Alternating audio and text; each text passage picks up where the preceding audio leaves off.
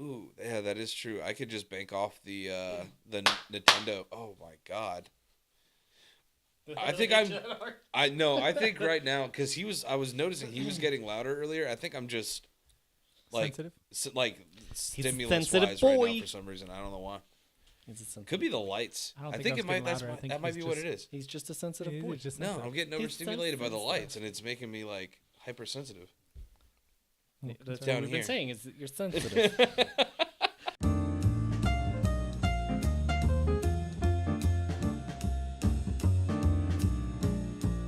Cheers. Cheers. Hello and welcome to Happy Hour, the replacement for Strange Conversations. Oh. Dun dun dun dun. Such a harsh word. I know. I guess a replacement is the wrong word. It's just the rebranding. As you can see behind us, we have this lovely brand new set. Ow, that hurt. Stone. It hurts. That we worked very hard on. This is just the beginning. We have more changes coming. Mark, John, myself, a couple others who are here that we're not going to mention on camera because they chose to not be on camera anymore, so they don't get mentioned. You know who you are. Did work on this nice set, and we plan to add more to it to make it very cool. Rebranding around the last podcast, which we felt format-wise was fairly solid, but a little long. I'm sure some of you can agree. Some of those episodes ran for quite some time. I enjoy them. I don't know what about. So we will continue our news portion of the show, and then instead of doing 4 separate topics or even 3 separate topics, we'll do one topic of the show to Seriously. round it out. If you have any, suggestions as far as what we should do with the new available Please. set that we have, and there's more space above the camera, if we can zoom that out a little farther too. If you guys want to play around with some stuff, leave us in the comment below and Right let up us here, know. right up here Yeah, where they belong. below us. Uh, Below us. And as the name says, happy hour, so we're trying to keep it under an hour. I believe we were also looking into putting this on SoundCloud, so there's an audio format as well. Yes, sir. So we will have more updates coming forward, as well as some new cool things. We're also going to need your feedback. So like we were saying earlier, put it in the comments above, below, wherever they may appear. Below. On YouTube. I believe that Mark is a liar, but it doesn't matter. I don't know why you have to antagonize him so much. I believe Brent's trying to be a dick, but whatever. Every week, Surprise. things happen right in front of our eyes. But there's a couple of things we have to talk about. These things are Important. the important. The important There we go. I was See? trying to say it out of tune, but We- you were explaining. I was hoping you were going to go on for longer, and I was just going to be important. shit. You took it out. I brought it back. That's all I'm saying. Oh, I made it like this baby. crescendo thing. Oh, baby, you took it out. Alrighty then. This is not that podcast. We're in 2018, and there's some things that are very appropriate one way or another. Mark. I don't know where I'm going with this. Talk to us about Google Hangouts. I thought you were trying to, make a segue there. I was like, the only thing you can go with there is the year, but that's about it. Google Hangouts, 2020. That's it. It's gone. Poof. Sayonara. The one that stuck around the longest is disappearing forever. We all know, if you have seen some of the older podcasts, I talked about Google RCS, or actually RCS in general, which is supposed to be the replacement for SMS. So they actually took all the teams off of Allo for that. So there are no more Google development teams for chat systems. Interesting. The only thing that I saw, I believe, is that Hangouts might be sticking around for enterprise or business, just because that's the only intra-business chat system that still remains. So that's all you get. But for the public, Google Hangouts will be disappearing at the end of 2019. Is that a big deal? So for a lot of people, it is because a lot of people didn't want to upgrade to Allo just because there were concerns, security concerns in particular, anyway, regarding the text scanning. It was supposed to be, Google said it was supposed to be end-to-end encryption, and that any kind of text suggestions that came from it were supposed to be independent to your particular phone, only integrating in. But the problem is it has to request against a Google service to notify that, and everything up there is recorded. So technically your chat is still recorded, which kind of threw them off, which I never understood because Hangouts, I don't think, is end-to-end encrypted anyway. So there was a lot of people who stuck around with Hangouts because they didn't want to move to Allo. Not to mention they don't want to go with a separated system anyway as far as text and video is concerned, because Hangouts is really good about having video and chat in one place. And actually it's a very solid platform anyway if you want to do both. Okay. Yeah, I mean, of the various podcasts that I listen to, a lot of them have Patreon goals, and almost every single one of them has one for a Google Hangout, where once a month they get together with their community, and it is because it allows people to talk, like stream video as well as text. Screen sharing and everything. Yeah, all of that. And I mean, you could theoretically get away with some of that functionality if you were to do like a private live stream on Twitch, but it's still not the same level of interactivity. Oh yeah, no. And the idea is it's supposed to be direct interactivity there too. Yeah. You know, like the original idea of Hangouts, and I remember this whenever I was younger. Hangouts originally came out anyway, was supposed to be sort of literally it was supposed to be a hangout. Like the idea is if you were online on your computer, you could put a broadcast out to your friends on Google and say, "I'm ready. I'm hanging out right now." Yeah. Put yourself in a video chat, and literally any of your friends could just join if they were online too. And that was supposed to be like, I mean, this was a while after like AIM and that kind of thing, where people would actually literally sit in front of their computers and just be on AIM all day, basically. The good old days. But it was supposed to be along the same concept. So I know a lot of people still use it very heavily. I know a lot of people still use it to maintain connection with their family members and things like that, just because it's extremely easy to have an open group chat anyway online like that instead of maintaining a text chat or SMS group chat or something like that, you know. But rip. Do you think they're gonna have a replacement before 2020? Allo is the replacement Yeah. supposedly, but like I said, they took all the development teams off of Allo to work on RCS stuff. So, I mean, there's like Allo is still getting updates, so there's still developers on it, obviously, but they're not looking at implementing new features and things like that because they're trying to put all of their chips into creating an ecosystem outside of themselves that they don't have to maintain. Like I said, the only exception is Google Business. So it's shutting down. It's not that it's just not getting any. It's not getting any more support. No. It's just done. Yeah. Well, yeah, Hangouts is done. Allo is the one who doesn't have a whole lot of support. So Well, I'm really excited for Really Crazy School Children and whatever else Google's doing. That's RCS. weird. Yeah, exactly. However, it appears that T-Mobile's beat them to the punch with student help. wow, that was good. That was really crazy, wasn't that? Oh my lord! I was wondering where you're going with students there too. I was like, this is not that video game. So this one's kind of interesting, and I don't want to pull up because there's a quote in here. Basically, T-Mobile, and somebody removed my hyperlink. Why did you guys do that? Didn't do that. How dare you? I might have hit delete on one of those. I'm sure someone It's did. still colored blue like it's a hyperlink, but it's not a hyperlink. Anyway, Did you do that? You evil man. Anywho, so with the help of Adobe apparently has a program anyway where they go to schools and let design students and things like that come together and work with businesses to help them redesign things as far as marketing is concerned. So T-Mobile actually approached Adobe about this and said, we'd love to participate. Oh, cool. So what they actually did was the students anyway using Adobe software went through the analytics on like their T-Mobile site and how people interacted with it, and then redesigned their site to better, like I guess, appeal to the masses anyway, to make those things that they look for the most easier to find. Okay. So the idea is it's a complete redesign from a looks, a color, an aesthetics perspective, that kind of thing, to better, I guess, help you identify things a little bit easier anyway, because you're there to, you know, browse online and pay your bill, or, you know, check new phones or what your plan prices are and that kind of thing. So to give T-Mobile better transparency, and actually T-Mobile said this will actually save them a tremendous amount of money on their own website too, because Can imagine. people can find it online. So if they don't need to, then they don't call in and ask for help because they can't find it, or, you know, something like that. So what was it? Technically there's only it's only like a $35,000 prize. And this is Adobe's challenge anyway. But it's supposed to save them $8.1 million in annual revenue is the projection anyway. Sounds like they should probably amp that up a little bit, don't you think? Well, no. So actually, they expect 20 finalists to come out, or semifinalists to come out the other side. So 10 finalists. Okay. And they have 10 job openings Oh, cool. coming for those students who succeed in there, who give them, I guess, the best opportunity. Yeah. That is awesome. That is so awesome. it's actually more really interesting to see them taking students anyway and giving them an open opportunity on the other end. Yeah. So that you can first off make a real impact to a large business anyway, and make it better for the consumers that are out there, as well as, you know, assist yourself a little bit, you know, and you get yourself a career to start out with. Yeah. You know, like that's got to be something, you know, I mean, you're really going to inflate your head, you know, whenever you go pop a resume in front of somebody and say, yeah, I won this competition with Adobe where we redid T-Mobile's website, you know, here's the article from it, you know, that kind of thing. Yeah. Yeah. Like, so it's really cool. So they have 50 students, I think they said, participating anyway, and it appears to be teams of 10. That they don't say specifically, but it appears to be teams of 10 anyway of students coming together to do this. What is this, college or Yeah, college. high school? Okay. Yeah. I Well, mean, say if they're coming out of high school doing this, yeah, give them a job. They are prodigies. You get to it.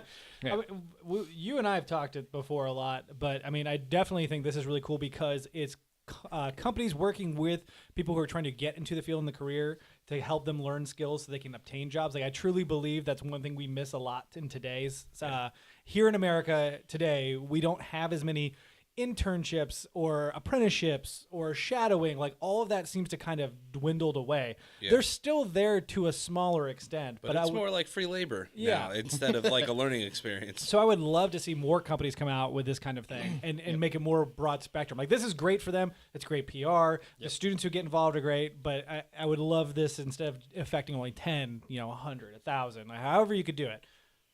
But it's cool nonetheless. Yeah. So this was the quote, and first off, this man, what's his name? Giles Richardson.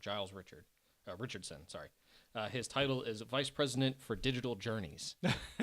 I found that as an interesting one, but I guess you need to have somebody who does experiences like that. But his quote here is like, sometimes it takes an external fresh pair of eyes to say this is really hard to find. Watching the students' presentations wasn't always an easy experience, and it was a little bit of a dentist chair experience sitting through 6 finalist teams run through how terrible they felt parts of the website experience was. So like they actually presented like how bad it was beforehand and how to improve it. That's awesome. That's awesome.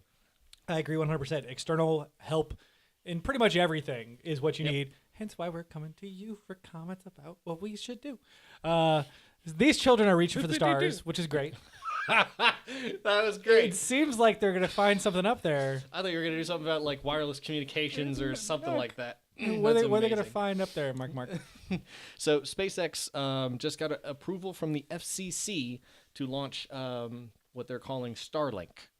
It is a network of thousands of satellites. I believe the number was around like 5,000-6,000 satellites to literally lay a blanket over the Earth to allow for global wireless internet. Not going there. You'll see in a minute. Okay. Go ahead. Little concerned. No, the idea is that if we actually have a network that goes over the Earth, because laying landlines gets kind of difficult, it gets very expensive because you're trying to, like wireless broadcasting, you can kind of do over a much longer range, than you could with any kind of ground connection. So the idea is if you have literally a mesh network of satellites over top of the Earth, you can literally just communicate directly between the Earth and the ground. Excuse me, which is much easier because you could just have somebody set up a small satellite dish outside as long as they have a powerful enough transmitter. Mm-hmm. But if you have enough satellites overhead to receive even weak signals, you don't have to have a very powerful ground transmitter, which has always been the big issue in the first place. I'm sorry, I cut that number in half. 12,000. Oh! 12,000 satellites is what they're looking at. 12,000. Oh my God. Yeah. So, but the idea is that internet to rural areas, different parts of the country, different parts of the globe, oceanic even, for like, I guess if you're on cruises or airplanes or something like that, just to make it a little bit easier. But they have FCC approval now to do it, and this is something that Musk has been planning for a while now. That is wonderful. Yeah. It's actually really cool. I've always thought any way you can get this kind of speed, this communication out to areas in which it's difficult. Right. I'm all about it. So they're talking gigabit speeds out to rural areas, like any kind of location out there. The streaming future is now. This should be their it's a Skynet logo. Yeah, there you go. I'll throw that up on screen. Yeah, there you go. No, that actually sounds really cool. It different approach, but reminds me very similar to Balloons, Project Balloons that Google was talking about years ago with the weather balloons and all that other stuff. This just going further out. Facebook did the other one too. Yeah. Which apparently flopped whenever I did the research after the fact on. I didn't even hear that Facebook did that. So Facebook launched. It's literally an ultralight aircraft that's so light it can sustain itself in the air forever. So, wow. like, the idea is it was a real challenge anyway, because you have to install the solar panels that go over top across the wing set to be able to power itself and the wireless internet broadcast that it maintains. Mm-hmm. But what it does is it keeps itself at an altitude about 40 or 50, maybe 60,000 feet, that kind of thing, and it just sort of hovers up there and has smaller propellers on it just to maintain it if the wind's not enough. But the weight of it had to be so light that light winds as low as I think it was like 10 or 12 miles an hour could keep it aloft. Because at that kind of altitude, the air is extremely thin. So planes can usually get up that high to go faster. But Mhm. the problem is you have to be able to be above air traffic and stay out of the way of air traffic. That kind of thing. 44,000 feet. Something like that. Well, no, it's 60,000 feet is usually the Well, top. that's their cruising altitude is usually about 45. Oh yeah. Oh yeah. You're right. So if you put it about 50, then you'd stay above everybody. But no, they actually had a wireless retransmitter system basically where they could be on a different part of the globe, transmit a signal, like beam it or bounce it off of the atmosphere, that kind of thing, Yeah. to the airplane, and it would go straight down. It ended up flopping because it ended up costing them a lot more than they expected because the manufacturing process to keep the weight down like that was just insane. Insane. Yeah. I believe it. Yeah, well, hands down. Plain nerds. Am I right? Well, with that kind of Wish. technology, before you know it, we'll be living on Mars, just jetting right over there. So why don't you hit me up, John Space Cowboy Pettit? Yeah, buddy. My buddy. Space Cowboy. My buddy. Yeah, Spike Spiegel, baby. That's why I wear this shirt today. They're getting a premiere on the small screen at Netflix. Live Cowboy Bebop. For Cowboy. anybody who I thought you said that. I'm sorry. No, Yes, no, it's no. Cowboy Bebop. My See, boy I didn't Spike get it- Spiegel. I didn't get you wearing a Bebop shirt at first. I was like, Yeah. oh, all right, now I get it. I'm obviously people have their worries, and it's well put, especially after Death Note, that horrendous piece of trash. But at the same time, things like Ghost in the Shell give me hope that things could actually be good enough to pass. Yeah. But and don't get me wrong, the creator is involved. Yes. So I am hands down, and I think it's in a lot better shape. I don't think he would let. I mean, no one's touched this. Yeah. For many years since 1998. Yeah, that's about right. Yeah. So it's been a very long time since anybody has touched this IP. So he had to have a lot of probably confidence that he would be in control of what was going on. I can't remember his name, and it's also really hard to pronounce. So Yeah. No, I'm with you. I am so excited to see what they do with this, but I'm super worried too. Yeah, it is the cautious optimism of like, Yeah. this could be really cool. It's going to be live action. Knowing what Netflix has done for various shows, it can go one of two ways. Like, there's no mediocre when it comes to Netflix shows that are either good or they're not, Yeah. typically. So, Now they don't necessarily half-ass anything. It's True. just that the people that they're using, the writing is usually what suffers. It seemed like what Yeah, happened with I Death agree with Note. The graphic fidelity and the casting wasn't actually bad. Like yeah. it was just poorly executed. Death Note also suffered from the fact that it was a movie, which had a runtime of an hour and 38 minutes, I think, whereas this is going to be Yeah, a series. which So, is another good thing. We can guesstimate at least 8, maybe 10 episodes seems to be their sweet spot. So, Do you that- think they're actually going to try to recreate the episodes? No, I think this is going to be an adaptation of those episodes, which is completely fine. Yeah. I think that's the better way to go through it because I love Cowboy Bebop. It has some silly things and some things that may not translate well to live action. So finding ways either around that or just kind of skipping over it, that's fine. How do you think they're going to do the dog? Mm. I mean, he's got a specific like mannerism kind of to him, the way he looks at other people. Like you could tell when he's looking at somebody, he's listening, he's interpreting. Yeah. Like whereas it'd be hard, you couldn't really do that with a real dog. I don't know. I've got a Too easily. really well trained Welsh Corgi whose name is Ein as well. So Yeah, you could he likes use to him eat for casting. baseboards. It's perfect. You can put him in the casting. Just contact me, Netflix. You can He's reach the us wrong through here. color. Doesn't matter. Comment We can fix that in post. comment below. We'll get a hold of him. There you go. Or we'll just Problem delete it. solved. God. Anyway, Yeah. yeah. Let us know if you're excited, if you're worried, what you're worried about, what you're excited about. Yeah, absolutely. I'm personally very I excited. love talking about this stuff with other people. So. You threw me off because you changed your topic, and I was looked down. I'm like, that's not a topic at all. That's scratched out. Speaking of surprises, Oh. Ubisoft apparently has 3 games leaked. Yes. Well, the names, just the project names were leaked, not the actual game itself. One of them was called Rocket. One has, oh my God, I had to pull this up because it was so. Rocket's about a raccoon, which is really weird. Yeah. I'm kidding. I I have was no like, idea what it's about. No, it's not. When did that come up? You got me all scared over I it. also- I immediately went to Rocket League. I was like, Yeah. While you're looking that up, I realized that I never introduced us Huh? Yeah, it's at all during the podcast. We're like, I'm Mark Plover, by the way. Mark Plover, the dispatcher, John Pettit, Handsome John. and then Brent, head chef Metcalf. It is pronounced. Oh God, what in the world? No, Wikipedia. I don't want to give you money right now. It is. Please, we're dying. It's Aegyptus. Agapetus. That come on. Okay. What do you think? I was lying? Aegyptus. Aegyptus. Aegyptus. It's an ancient Greek word Yeah. for burnt face. Yes.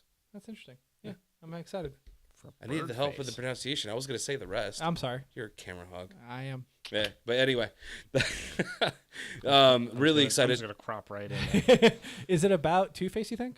No, I don't. I'm actually hoping that it's actually what the new Assassin's in dealing with the new Assassin's Creed, because no one's actually said who's working on that, And this latest one was in ancient Greece. and this is happening in Egypt, Oh. which is pretty close to where it was last time. So if they're trying to build off going from that direction, could be something cool. We'll find out. Yeah. But it was kind of a major leak today. Could be a new Prince of Persia game because they own the rights to that. That would be hot. Interesting. Okay. Yeah. All right. The other one was I'm a about. name for a See the whiskey. I wheels can't remember what turning it a was. Yeah. The wheels are turned. That was named for a whiskey. Yeah, that was made in like 1776. Oh, it was Balmore.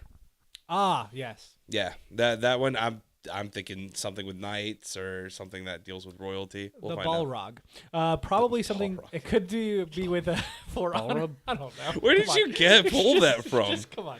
Just roll with it. And it could be something for Honor, like a new update or maybe even a large enough expansion. I don't think that would have Okay. a code name. I think I would think. I mean, usually consoles, games, they have code names. I've never heard of DLC having a code name. I mean, most of the time DLC. Well, I think it would depend on the game because I imagine like If it was a Reaper of major Souls for Diablo update, 3 probably had a code name. yeah, probably. But- Yeah. But I digress. Eh. Speaking of video games, money. Ubisoft, Nintendo. When do they make most of their money? I would say I don't know, Mark. When do you think they're making most of their money? Where? When? Nintendo. When did they make the most of their money? When did they make most of their money? Of course, it's Christmas. Good God, man! But Okay, I don't know if you're talking about time of the year. I don't know if you're talking about year in history. I was thinking maybe the SNES. I don't the know. toy that sells during Christmas. Back when they made cards in 1892. That's when they made the most of their money. To get specific though, during these 3 months, they make 60% of their total earnings in America. What? Here in the U.S. of A. October, November, December, they make 60%. That means over the other 9 months, they only make 40% of their earnings, which is actually something to say since they released their console in March. March, along with one of their biggest gangbusters. Now, granted, Mario outsold it, and it released in November, so Yeah. Zelda is the game we were talking about in March, by the way.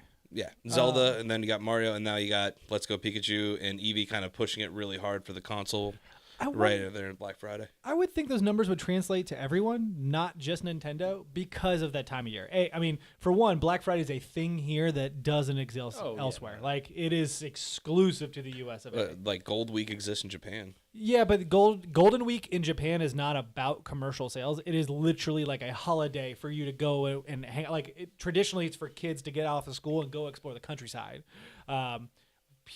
Black Friday is legitimately about commercialization. Like you are going to get the best deals possible. The reason I say is every time I hear about Gold Week, I just see all like the shows. PlayStation- Yeah, yeah. just all the crazy shit that they're doing. Yeah, Golden Week's actually really cool in Japan. I would love to go there One day, during Golden Week. that'd be great. Now I know that's weird. Oh my You god, made this. Why did you make this awkward? Guess what's what that's really so bad. awkward.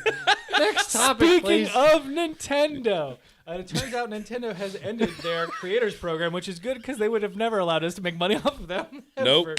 The creators program is something they had set aside in order to basically say if you want to make money on any sort of social media platform, specifically YouTube, but other programs as well, you have to go to conform to our rules, and we are taking a cut. Yeah. So YouTube takes 33% or 40%. It's usually 70-30, isn't 30 it? or 40. I don't remember. Yeah, so Nintendo would take a cut of your cut, Mm-hmm. and then you get whatever's left. Terrible. It was a terrible Yeah. program. That's why everyone stopped dealing with it. Yeah, if you look at various YouTubers, Colin Moriarty used to do doodles instead of actually showing Nintendo things, and he was like, "This is what because I'm not going to give them my money." Yeah. Other people had creative workarounds as well. It was one of the reasons why, for a very long time, when we were throwing around content couch ideas, I would poo-poo any Nintendo game because I did not want to give them any sort of revenue from this extravagant show we make lots of money off of. That's a joke. I don't know if you understand this. We need your help, please. We're broke. So they're basically now Money for the back cave. setting aside a specific guidelines that are very simple. You can only use a certain amount of their content, so you can't use like continuously play over and over again. It's like an hour of content or I don't know, something weird. It has to be creative though, because they want. Correct. Like you can't just be a playthrough. You can't just be sitting here showing, here's how, like, the cutscenes of Bayonetta 2. You have to be playing through Bayonetta 2 and actually doing something with that. Giving whether commentary. It's an analysis or commentary, whatever the case may be. And they're not going to come out there for that ad revenue anymore. So that's great. Yeah. It's good to see Nintendo do this. It makes tons of sense considering what is coming out this week. Smash. Oh my God, that is this week. Yeah. Oh, it's December. Yeah. My brain. With Super Smash Brothers coming out, they're going to make. They would have you pissed blue screen so that one really yeah, hard. it's great. Yeah, he said Smash. I was like, it's December. They would have lost so many people actually just talking about that on social media. I guarantee there's going to be people who are a part of this who will be some form of streaming of it because it's insane how awesome that game's It's going to be. free advertisement, and they have to realize that by now. Like, can you imagine how many people are going to stream? Like, now that there's not this creative block, they're like, we could have full-on Let's Plays and having people like us having a good time playing this game while giving a service that we're wanting to give and giving them free advertisement on top of it. It's just beautiful. It never made sense to me that they did at the beginning. It's super greedy. Playthroughs, I guess I get, but yeah, no, and you definitely want to protect that, but it never made sense to me to be like, oh, they're playing Mario, we get a cut of your cut. I'm exactly. like, I'm done playing Mario. It's funny I'm when solved. Kep said, "Oh, Sony is pretty selfish and this and that and the other." I'm like, no one beats freaking Nintendo. Every time I hear someone talk about a game company being selfish, I'm like, no one beats Nintendo. That is as petty as it gets. They can be very petty, kind of like Richard Petty. Speaking of Sony petty, nobody's money. more petty than petty. PlayStation Plus December games came out, and I actually have my little list right here. For PS4, there's Soma, which is a psychological horror game made by the people who made Amnesia: The Dark Descent. It actually seems very interesting. I want to play it with you. Yeah, as long as I'm not in the VR, I'm totally okay. It's with not that. VR. Oh, okay. I thought it was for some reason. That would be terrifying. Yeah. But it's I'm not doing that. philosophical questions with a sci-fi like underwater laboratory you're moving through. Seems really cool. Seems like a scary version of BioShock. Correct. The other one is Onrush, which looks like a really cool kart racer, going around tracks, beating stuff up. If you don't have a Switch, this is probably a good solution since they won't release Little Big Planet kart racing on frickin' PS4. You cowards. For PS3, It'll be all right. There's many other options. no, Little Big Planet just kart play racing was Super- amazing. Mario Kart. But it's not on PS4. Okay, PS3. They have a game called Steriden, which I meant to look up and did not, so it's free for you. You should go check it out. Steins Gate is the one I want to talk about because you and I are big fans. The PS3 version of the game is now free. As of the time this episode airs, which should be around Friday, you can go get these games. So please go to your... I use the app. The PlayStation app is actually one of the best things they've ever made, mobile-wise. Add them all. Super simple. Actually, our good friend Brian, I had him add all of this past month because he almost missed them all.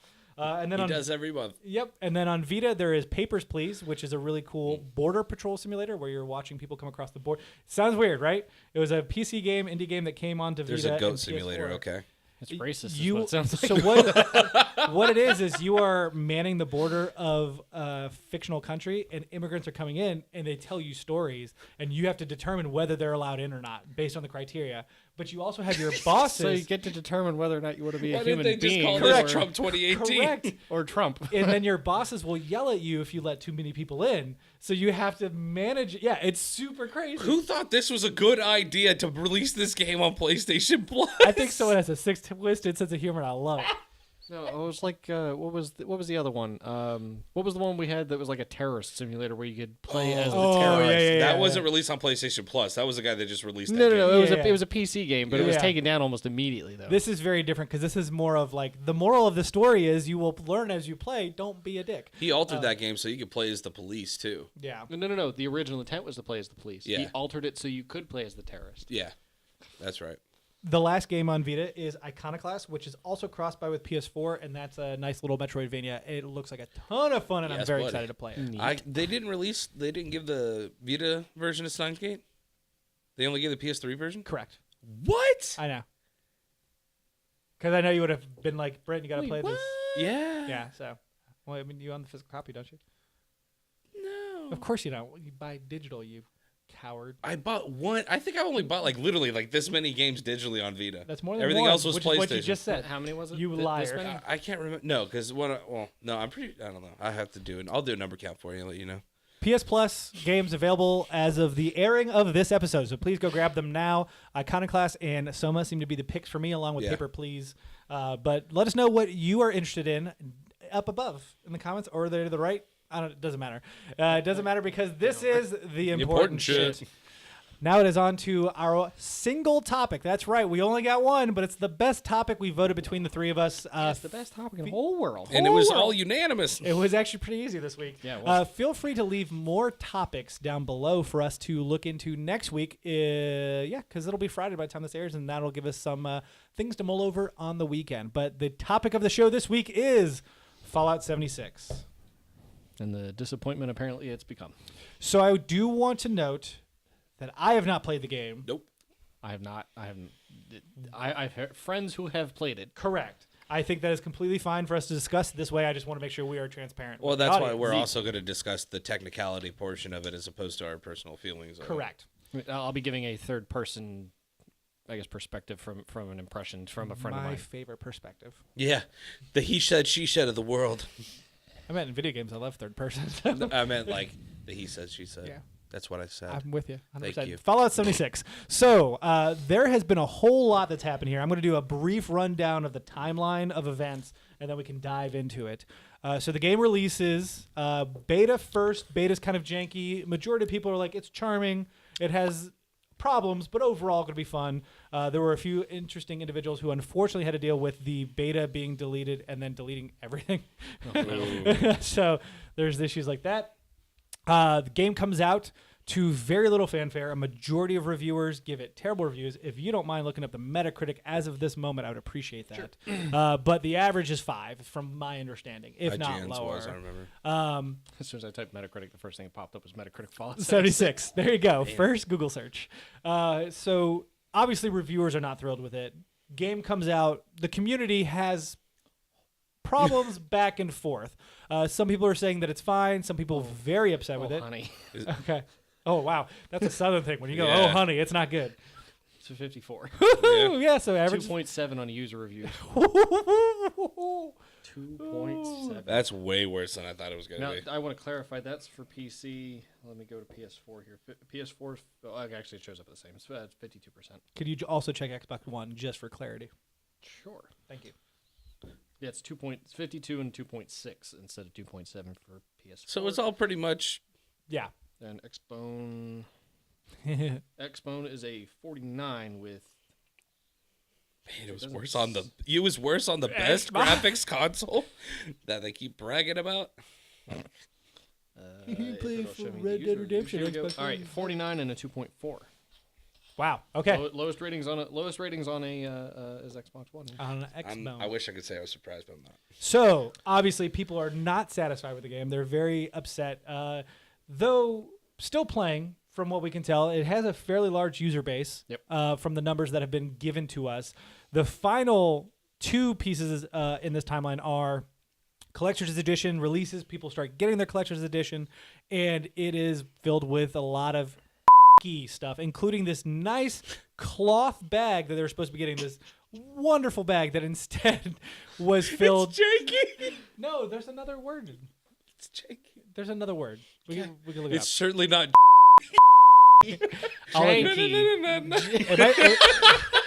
Oh, that was. It might be key. I might kink- have no, to it's bleep that out. I don't know. I'm gonna look this up. It's though. kind of a racial slur. Actually. I know you didn't intend it that way. We don't need to dive any further Listen, into it's fine. it. We've been drinking. So, welcome to Happy Hour. The collector's edition comes out. The bags that people are receiving are made from nylon. They can physically tear them. Like I've seen videos of people who are actually just ripping the bags. They're supposed to be this super nice fabric bag. Apparently, a bunch of YouTubers were getting the super nice fabric bag, but the people who actually paid $200 for the collector's edition got these nylon bags that tear super crazy. And then Fallout is Bethesda's addressed with a lawsuit coming in. Yeah. Well, there was an original comment that someone had put in, and the response that he got back was, yeah, it was too expensive, so they went with nylon, and we're not going to do anything about it. That was in quotations Wait, almost. what? It was very lightly paraphrased. Yeah. Crap. Yeah, So- I mean, and then but they did come back and say that's not us. That's not that doesn't represent how we feel. What they originally did was give everyone $5 of in-game currency. That was their. Yeah, For $200 on a Correct. collector's edition. They have since come back, as far as we could tell. There's a It couple of has sources online that we're following IGN right being now. one of them. They are going to address the bag issue. You can go to Bethesda.com to make sure that you can prove your purchase and get the bag back. But they're still being But this is a reactionary thing. This Correct. This wasn't proactive of, hey, look, they could have delayed the orders if it was that bad or something like that. Knew they couldn't have. That would have killed them. But what do you mean? No. I don't mean to delay the game, but like delay of the collector's edition crap. Yeah, you know? I mean, people got that so that it could be ready day one. They wanted that stuff day one. I get that, but like It would have been better if they did. Yeah, this would have solved but a if lot they of had their done issues. it, well, first off, actually, I guess that doesn't matter if they're talking about them being too expensive or not having enough money or something. But They wanted that just to blow over. just a quick segue. The word I was looking for was kitsch, like quiche. It's a German word, and it means tacky. That's what I was going for. All right, pronounce it, the whole word, because I guarantee you it doesn't sound like. No, it doesn't. It started with a K, and that's what I was going with. I found it here. I wonder if I can get. kinky. So I thought about that too. I was like, oh, good. I wonder if I can get them to actually pronounce this. Can we? No. Okay. Well, this is worthless. All right. Just so everybody knows, No segue, we love dude. Asian culture. I mean, obviously we're. I'm leaving it out. They wouldn't have known what the word was until you just said, we love Asian. Oh, no, I guess you did just go. Right afterwards. I never once did that. Not even once. So, we have the information. The timetable is out there. Let us discuss. Who doggy? Yeah, it's not a very good Speechless. sight for Bethesda right now. But at the same time, they're trying to fix it. But it was strictly under duress. I truly believe that they were hoping for it to wash over and be like, "Well, this is I don't know what else to do." And then someone was like, "I'll tell you what I'll do. I'll get my lawyer involved." And they're like, "This is gonna be too expensive now. Just release bags." Well, even then, it's a class action lawsuit, so it's not necessarily for the user. It's not necessarily for them to get their money back. It's more for just Bethesda to have to pay out a crap ton of money to a ton of people who were affected by this. But Yeah, which you as the individual aren't going to get like No. a ton of money. the worst part of it all is that they gave it to the influencers, and then said, "Sorry, guys, everyone else who actually gave us money." yeah, exactly. You're getting boned. And I'm like, so you were like false advertising on multiple spectrums. Yeah. And that's the part that's really bad. Like, I can understand it's like, hey, we initially, when we did all the marketing for this, we took a picture. It was with this duffel bag.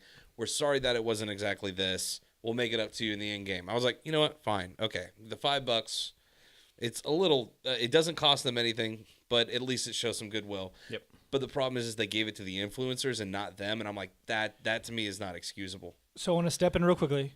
The lawsuit is not a thing yet. There's a law firm that is soliciting to see if there are people who are interested in compiling to do a class action lawsuit. To be fair, I was because about to say, I saw a if specific law Bethesda's firm. calling back, though, I can't imagine they'd have too much ground to stand on. so the major reason why they're doing the lawsuit is because they basically are saying that there was proof that Bethesda knew the game wasn't bad. Their basis being Language. comments beforehand, plus the fact that the game launched with a 56 gigabyte patch. What? Yeah. You Yeah. had to download? Like Yeah. like a release patch that Correct. you had to download to get the game. What the? Yeah. And after that, apparently it got worse. So, and they were refusing to give refunds because this game is not sold on Steam. It's sold through the Bethesda launcher. right. And so because they were refusing to give refunds for this game they knew was bad is what the basis of the class Okay, action all right. game. No, I get that. So I just wanted to put So that on it's, the it's table. not even in regards to the bags and all that. Correct. Yeah. Okay. Okay. So actually, I wasn't sure if we were actually going to touch on the game itself or if we were just touching on this. We can particular touch issue. on whatever you want. This is just such a fascinating topic that I know is going to fill time, and I would love to talk about it. Well, so I didn't really have much of a leg in this anyway until actually last week. Anyway, I was with a friend of mine who was talking about Fallout 76 because he actually purchased it for himself, you know, and then he started going through, I guess, a lot of the issues that it's had because I mean, it's been out for 2 weeks now. Yeah, this is November 23rd, I think is when it launched. Yeah, okay, so right around 2 weeks. So apparently the algorithms for generating the codes, to launch nuclear weapons, which they're supposed to be able to do, that algorithm's already been figured out. Wow. So the big thing he said is that if you jump into a server, a lot of like content creators and things like that have already figured it out and then have a website now to generate them for themselves. So they just sort of jump in, show up, I guess, at one of the silos and just start launching nukes. But apparently they can launch as many as they want at a time. So to the point that they crash the servers. Oh. So they found out if you launch more than 3, you crash the server. So everybody was just going. It's Right. So they were actually trying to like fine tune it even. Okay, well, what if we launched the 4th one here instead of there, instead of here, or instead of there, instead of here, instead of there, that kind of thing, like over and over again until they finally figured out how to do 4 instead of 3 because you just have to put it in less densely populated areas. Yeah. Like, that's so nuts. so apparently the other issue too is, well, it's not one giant, consistent, persistent world for everybody. So if you lay your camp at a particular place or your base at a particular place, that rhymed, and you join a server where somebody else already has their base in that vicinity, it just sort of packs yours up and then puts it in your inventory. What? Yeah. What? Now, apparently they do give you a warning that says somebody else's base is already located here or something like that. Okay. Or they may, or maybe that was something my friend might have pitched. Regardless. Yeah. Somebody else who plays the game would know better. But the idea is you could move to a different server and do that, but like if you join the server, Yeah. your crap gets packed up or whatever and it throws in your inventory and you got to find somewhere else to put it. The worst part is looking at a lot of the talking of the shortcomings with Fallout 4 was graphic fidelity for the most part was the biggest one I heard. And then to hear that this game looked worse, I was like, what? Yep. And not even like, it's not a stylish aspect. Yeah. It is strictly because you could tell that the rendering is just not great. I had a feeling that would happen. Bethesda has taken their engine that is strictly made for first-person, single-player yeah. RPGs and has expanded upon it to make a multiplayer game. There was bound to be some kind of bugs because their games have bugs in general. Their engine has a multitude of bugs they just don't fix, not for one reason or another, not to be malicious, but because it's kind of charming and people who enjoy those games want that in there. They enjoy that aspect of it. Yeah. But it is so outrageously bad at this point where people just cannot play. Yep. That is a problem. Well, one of the people that I work with, he's a huge Fallout fan. And his main gripe, he's a super positive guy. Like, I enjoy talking to him because he's just all bubbly and stuff. It makes me feel better about myself. He's like, the only thing I don't like is the NPCs, the lack of them. Yeah. He's like, that is what it was for me. Now, granted, I know they tried to make it go with the storyline, but it's still, I mean, you're changing the game considerably. Well, that was the same thing my buddy had said, was that the lack of NPCs kind of changes it because you're used to just sort of, I'm going to run out through the middle of, like this giant wasteland, and then suddenly there's a bunch of crap that's going to come after me, or some monster thing's going to come out of nowhere, or better yet, there's going to be some person that needs help with something out in the middle of nowhere as I'm on my way to do this or that, like to do a bunch of side quests, that kind of thing. And the problem is, like, they have a great conversation engine. They always have as part of the games. Yeah. But none of that's there anymore. Yeah. You're really just missing out a giant chunk of it. You're reading diaries, you're finding objects, they give you quests. And right, but you're not interacting with people is the problem. Yeah. And I find this fascinating because on the one hand, I think everyone who feels burnt on this game has a valid, that there's validity to that feeling. Yep. What has come out is it's not what they didn't promise, because they did go over, like, there's not going to be NPCs. The story's very much going to be based on you and your interaction with your friends. Yep. Like, they were very clear about this. However, this is a Fallout game. This is the franchise. There is an expectation built in. I understand they want to change the direction and incorporate spin-offs and stuff, but you also have to, as the developer, as a creative force, you have to wear that burden on your shoulder as well. Like, yes, this will happen. People will have that expectation regardless of what you said coming out here. I think the biggest fact is how they've addressed the issues. That seems to be the stumbling block in my eye again, these people receiving these nylon bags and then just being like, oh, well, here's 500 atoms is what it's called. It's $5 in-game credit. With no communication, no explanation. I mean, if you dig deep enough, you can find it. They talked about how the manufacturer they chose had to up the prices because more than likely, I'm speculating, but more than likely, tariff trade wars that we have going on right now globally, the ingredients became way too expensive for them to mass produce at the price they were charging. They were going to charge more, so they chose a cheaper thing. But it also looks bad when you give it to the content creators with this really cool bag. It's like At that point, be consistent, and then everybody else will be Yeah. like, you know what, that is what it is. I get it. It was really, I mean, yeah, you promised this one piece, but they gave it back to us in another way. Yeah. And then they just threw it in your face. And I was like, that's not cool. But that's something they should have had figured out beforehand. yeah, agree. Like, That's the what their over- marketing team's for. Not even the marketing team, like the I guess whoever is responsible for the manufacturing should have been up front. Like I'm saying, Bethesda's just as much as fault as this other company. Oh, yeah, whoever it is, 100%. that does manufacturing. The two of them should have done their research into this and been like, well, okay, this is going to be a problem. We might want to figure that out. Because I'm assuming it was a Chinese company. Then considering what our tariff is, with them right now, but. It's getting better, apparently. I am in Tell that to the guy who works on steel at my mom's house. It's not. yeah. I am in no way trying to take blame off Bethesda if that's what it sounds like. No. That's- But the idea is that there is a different power at be here. But this is something that them and their contractor should have figured out between them before they came out with even the prototype for this. yeah. Well, and I was talking to John downstairs before you got here today. Like ZeniMax Studios, the company that owns Bethesda, has money. Don't tell me that you can't sacrifice whatever the cost would be for the limited special For the editions you couple of sent out. hundred, maybe 1,000. Yeah. Special editions That come you out with. created on your own money-making Correct. scheme Yeah. that you messed up on. Not anybody Yeah. else's fault. So between the fact that they're seeming, it appears greedy because they're just not communicating. Like there is no communication from up high in Bethesda, other than recently they've been like, "Hey, our silence has been treated as if we don't care. That's not the case. We're working really hard. We'll have something for you shortly." But communication is how you know that you're not Exactly, being greedy. Like exactly. If you don't say anything about it, and you're just sort of like, "Yep, business as usual." To even think that it wasn't about money is a joke. It Yeah. always was. Well, And the guy that well, responded to that comment box, I'm sure was just being flat out, "Hey man, I hate to tell you this, but no one cares." I'm up top. And then yeah. they're like, "No, you can't say that to public." I'm like, "Yeah, well, you got caught with your pants down. That's kind of what happened." Yeah. that guy probably had his 2-week notice in already. I'm out. Yeah. It reminds me of the No Man's Sky situation. I think Mansky. because the same thing similar thing happened. The game came out. It wasn't what players expected. The major difference here It was being misrepresented. the game was misrepresented and still playable. Like you could play No Man's Sky whether you enjoyed it or not. It's something completely different. personal. Whereas this is very much people are finding that the game is almost unplayable. Like you said, servers crashing. I mean, it is ludicrous at this point. I mean, there was game-breaking glitches, like to the point where I think it actually started deleting save files. yeah. Yeah, it's just not good.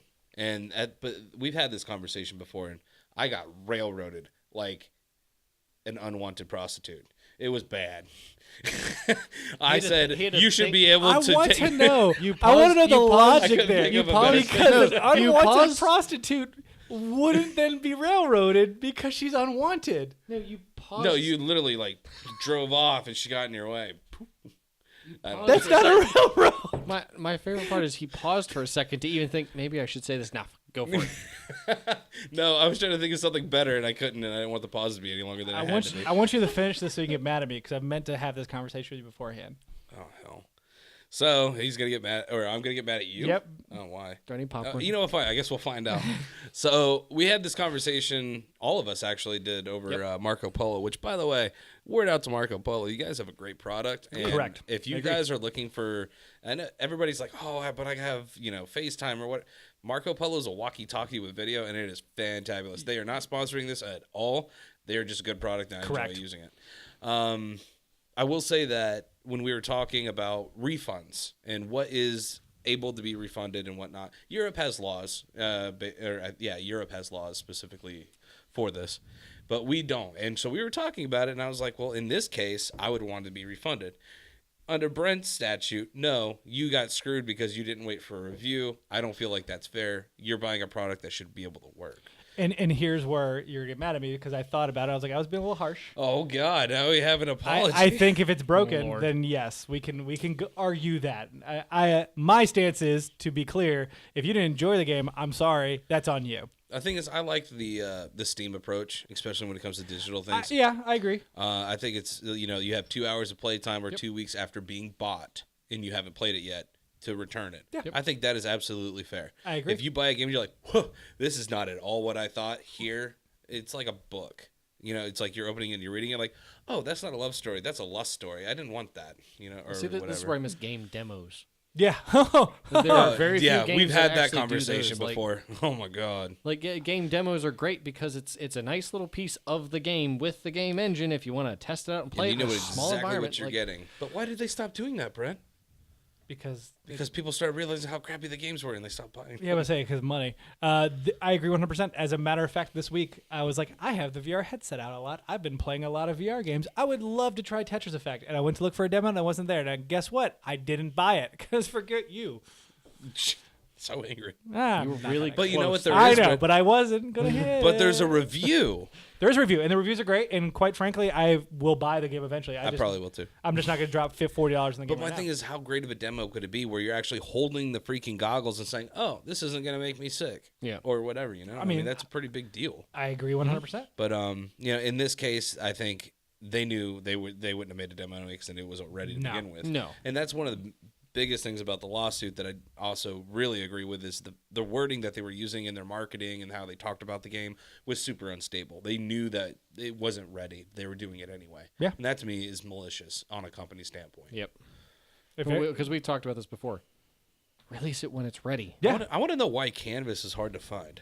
I'll tell you, because they couldn't make the orders fast enough. That I mean, there was yeah. a limited supply because they couldn't get enough product in that fast for the release. They had to have pushed this up probably a solid 3 months. It would be interesting to see. This is where I would love to be a fly on the wall there in Bethesda Yeah. because they're fairly well known for creating great products. They have some poor games in their history, but overall, great products. Despite being a little janky, Different products. Yeah. even. Yeah. So watching all of this come together from their perspective, there's no way they didn't know this is going to happen or something like this is going to happen. Not this exact situation, but the backlash. Because this game shipped in a state that was just It was deplorable. yeah, it was deplorable. Acquiring a 56 gig patch right off the rip, isn't usually a great start. No, that's insane. One of my biggest things is looking at this from the outside now, like 2020. God of War did it great. Yeah. You guys did not. No. You took your formula that was great and screwed it up. God of War took their formula that was getting old and made it cool. What's sad to me is that I pay attention to a lot of games media, hence why we're here talking about games. So when they announced it, I was sitting here going, I've never played a Fallout. This is actually kind of interesting to me. A space where I could play with my friends and we could experience, the beginnings of what a Fallout can be. I know it's not going to be the exact same experience, but maybe this is my my little tease into Fallout 4, 3, New Vegas, all these other things. And then slowly watching this story over time of like, it's janky. Saves are getting deleted. Other files are getting deleted from where it was saved on someone's PC. I was like, I'm not buying this game. There's no way. It dropped on Black Friday, released November 23rd. On Black Friday, dropped down to $40. Dropped $20 on Black Friday. This is less than a no. week after release. Oh, no. It's an excuse to That's make them say, bad. "Oh, it's because of Black Friday." Yeah. That's really bad. Yeah. Yeah. I mean, for perspective, there was it Pokemon Let's Go Pikachu and Eevee came out, no sales whatsoever. The Diablo bundle had a sale, but Diablo itself didn't have a sale for Switch. Like, there are so many games that recently came out that had no sales whatsoever. $20. It's a 33% discount. I will say there were a lot of games I was surprised as well to see I agree with discounts that. on, Yeah. especially on the PSN. Some good games. So Yeah. let's touch back anyway. I'll agree with your point of returns if it's broken. Yeah. Now, in this case, maybe the argument could be made, well, it is a piece of software. Mm-hmm. It can be repaired. Now, the question is, how do you draw the line of it's too far gone? But When you buy it, you're expecting to buy it in a good condition. a Perfect condition. That's fair. Yeah. So A if it's working not condition. Working condition. Yeah. This is where games, with early But even access, then- kind of get well, away with it, like. To get with you guys, you PUBG. guys were giving me crap because I said, "Well, what if it doesn't work?" And you're like, "Well, you should have waited for reviews and all this other stuff." Yeah, no. If it's bad quality, if it's poor quality, or if it's something you don't like or something like that, then I agree. You're paying to be a a beta tester for this, basically, or you're paying to be the guinea pig, that kind of thing. But you're also paying to be on the bleeding edge of this sort of thing. And I agree with that. Like we've talked about, if you're going to take the knowing risk, like you're a day one adopter, you're going in head on this, you better have some liquid. Like it's liquid. You don't care if you lose or keep it. Like that is what it is. If you were paying to be on the bleeding edge and people didn't like it because they don't like the whole part of not liking the online experience because there aren't any NPCs, you know what? That gets factored into your risk there. Yeah, correct. Agreed. That I would agree. You know what? You bought the game. I don't think you deserve the return on that because you didn't like the fact that the NPCs weren't there, but it was also part of the beta whenever that came out, and you saw the reviews from that. Yeah. You should have known what you were getting into. But for a broken game where, files are getting deleted and things like that, or, a cheap bag is being provided for you even though you were expecting something that was much more grandeur, it's just not... It's not. So, do we feel like they could bounce back from this, though? Yes, 100%. Yeah. Yeah. I mean, it's sad. Yeah. You mean Bethesda as a whole, or do you mean Fallout 76? The Bethesda will never die. No. But they'll take a hit. They're definitely taking a hit for this, though. I think they're taking a hit for it, and will continue because they won't have the income stream like they expected to, because Bethesda's always run on the model of, here's a really large game, and then we're not coming out with another one for 5 years. And here's another really large game, and then we're not coming out with another one for the series for another 5 years. They only have so much development power to be able to do that. So all of their power is probably into this game with very little into whatever the next iteration is going to be. So, well, I would argue that their models changed just a bit because they acquired id Software. So because of that, it's no longer one Fallout every 5 years, one Elder Scrolls. They're now releasing Dishonored, because they have Arcane in there as well, Doom, Wolfenstein. Like, they're dropping more and more, so I don't think financially the hit's going to be as large. They took all the good people and gave them the Doom. I definitely think that this is going to be really interesting to watch, because unlike No Man's Sky, which is the comparison point I brought up earlier, this is a company with lots of money, a very large team, and the resources to turn this around quicker than the average studio. Bear. I was like saying. Quicker than the average bear. So with that in mind, I believe by the time we get to next E3, there won't be a mention of the crappy Fallout 76. My worry is, like, with this lawsuit, if it actually does get started by whomever, however, they're going to say, okay, everybody's going to be able to get their refunds with this quarter pointed, and saying, okay, well, now there's no real point in us doing this, and the people that kept it and didn't return it are going to be screwed. That's what I'm really worried about. Yeah. They're not going to actually support it after this, because a bunch of people are going to return it, which rightfully so. You shouldn't put out a crappy game and do that. But I mean, the only way to really fix this is to pull it off the shelves, get everybody a full refund, and be done with it. And then come back with a re-release. I don't think they will.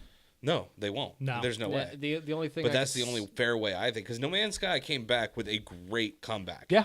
And they fulfilled things that I never thought they were possibly going to be able to do. Literally keeps updating. Like, they had a new update the week of Thanksgiving. The week this game came out, they had a brand new update that was super dope. And it's beautiful. I've seen, like, the differences, and I'm like, I didn't think this small of a company could do that. Yeah. It blew my mind. They've got a lot of really good people, though. Yes, if they do. Bethesda doesn't come back and change this before the end of the year and get this to a workable, good state, it's dead. They got until Anthem. Yeah. Oh, yeah, 100%. No, but what I'm saying is like, people are going to drop it. They're not going to want to look at it ever again. Well, They're going to feel, I would feel freaking disdainful of that game. The only way that I could see this happening is free DLC coming out, which would be in the form of a giant update, essentially, to add some new grand feature, as well as fixing a lot of the bugs that are happening. This thing takes up half a 500 gigabyte machine already. Yeah, but that's the problem with having a game this large. Fallout 4 was a large game for its time. Fallout 3 was a large game for its time. They kind of had to be, to be able to fit as much content as is in there, and then to have the graphical fidelity apparently that Fallout 76 is supposed to have to match that, especially since downloading the additional content is a big thing now. It kind of has to be that big. I had to say, but the graphical fidelity should not be a point of contention. Because it is what it is. I mean, you saw the beta. It wasn't great to begin with. You should have known what to expect. Granted, I think it should be better just at a freaking point. in today's age, it's required to be almost, like if you don't, unless that particular game, the point of that particular game is to have that particular art style. Yeah. Because I mean, even like, what was it you were playing? Pixelated games that sort of had that 3D effect we were talking about it. Oh, Octopath Traveler. That's it. Like that is supposed to have that, but it's a very light running game as a result, that kind of thing. But even like once you start stepping into anything that has any kind of realism level to it, you kind of have to have good graphical fidelity to be able to engage your users in that way. Yeah. I think it's going to be very interesting to watch. I truly do not believe that Bethesda will take as big a hit as everyone is saying at the moment. I think that if they fix it before Anthem comes out, I would argue by the end of January, they'll be fine. Will they? We'll find out. Yeah. So that leads us on, unless you have something else to say. I was going to end the topic. Do you have something else you want to say? Oh, okay. Well, I mean, we're down to our last couple of minutes here, so Ooh, that leads us to last call. Last call. For last call, we have still yet to figure out We what need to this get a bell. topic will be. We do need to get a bell or a little bell sound. Post ding, ding ding. Worked out. For last call, we would like your comments up above, down below, to the left or right, wherever the comment section may be. We want you to either give us some trivia, in which we don't have the answers in the comments, please, so we can figure it out ourselves. We either want some trivia or something interesting.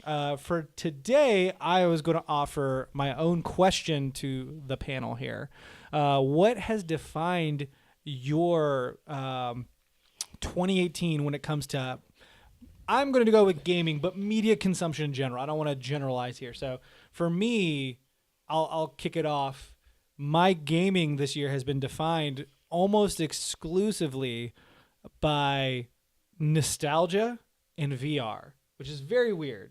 Which that's super recent. So not just recent, though, because God of War is nostalgia in a way that's completely different than Okay. Final Fantasy IX, which I've been diving into. Okay. But God of War is a franchise that I didn't like very much when I was very young, grew into it, and then as I continue to grow as a human being, it continues to change and grow with me. So it's nostalgia in a reflective manner. Whereas I recently replayed Final Fantasy IX multiple times, getting that platinum next weekend. And that game hasn't changed whatsoever, and it reminds me so much of what I loved about the game, that time period in life. And it was very interesting to kind of go back and forth. And even Spider-Man to a degree, because I didn't never really like Spider-Man as a child, but growing up, I'm starting to learn more about it, and so it was very interesting. But VR is another one that speckled throughout the year. Yeah. Because you and I played Moss together. Where I was in I'm the about to say, headset. was that this year? Yeah, it was. It was this year.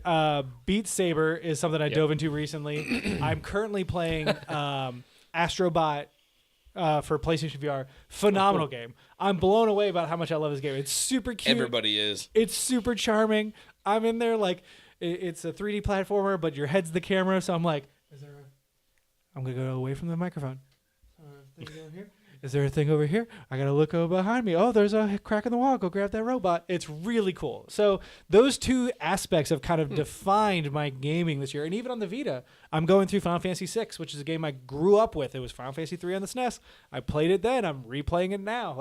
It's just a very interesting year for me in that respect. I couldn't agree more with that. I hate the fact you brought up Spider-Man because, man, me and my buddy used to play the GameCube Spider-Man. I couldn't tell you what it was called. I want to say it was Spider-Man 2. Yeah. But I remember playing, beating up the Vulture. It was a crappy game because I remember it crashing so much. I don't know why I had so much problem with it, but I was determined to finish that damn game. And then seeing Spider-Man, oh man, It could be that your sister sat on the GameCube. she kicked it. Oh, dude, that's a whole different story. My Dreamcast and my GameCube both have been destroyed by my sister. Super sad. One with bug spray. But yeah.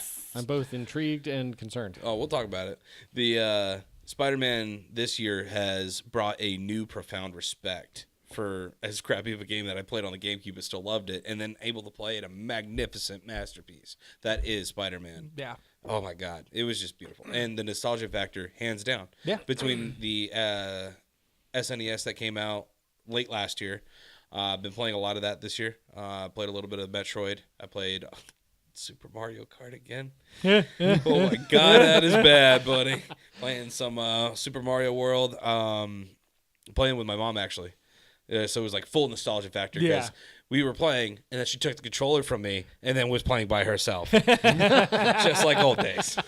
But Good times. you know, having a lot of really great experiences with God of War was pretty amazing. Seeing old IPs coming into a new light, seeing the old IPs coming back and giving me happiness, and then watching VR grow to something I thought was not going to happen. I was super, super worried about VR this past year. I haven't connected it. Literally, I've had the VR for...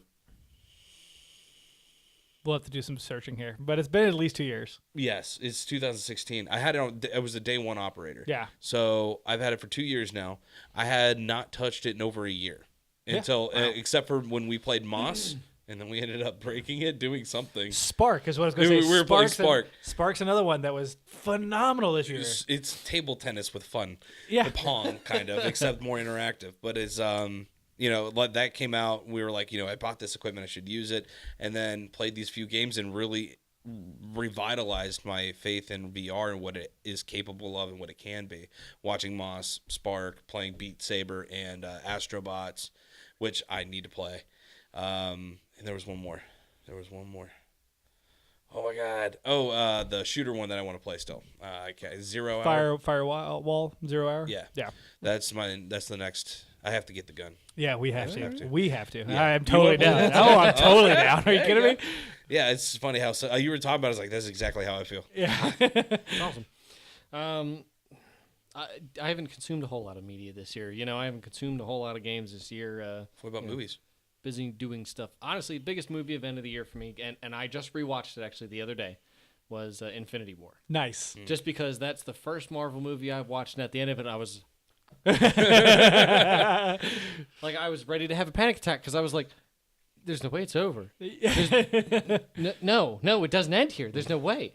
But no, like that was the one after rewatching it even again. I was like, "This has impacted like Marvel in itself has impacted me not just in 2018, but over the last course of the couple years anyway." Yeah. Just sort of, I don't know, like revitalized and like a love that I had, you know, a long time ago, even for, you know, like superheroes, that kind of thing. Whenever I was younger, I wasn't big in the comics, but I enjoyed the video games, like you guys talked about Spider-Man, Yeah. PlayStation 2, Spider-Man, and Spider-Man 2.